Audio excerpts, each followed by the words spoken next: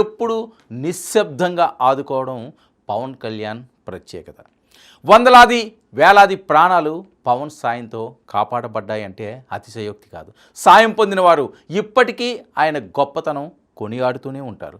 కౌలు రైతుల కుటుంబాలని ఆదుకోవాలన్న ఆలోచన దేశ రాజకీయ చరిత్రలో ప్రత్యేకమైనదని చెప్పుకోవాలి.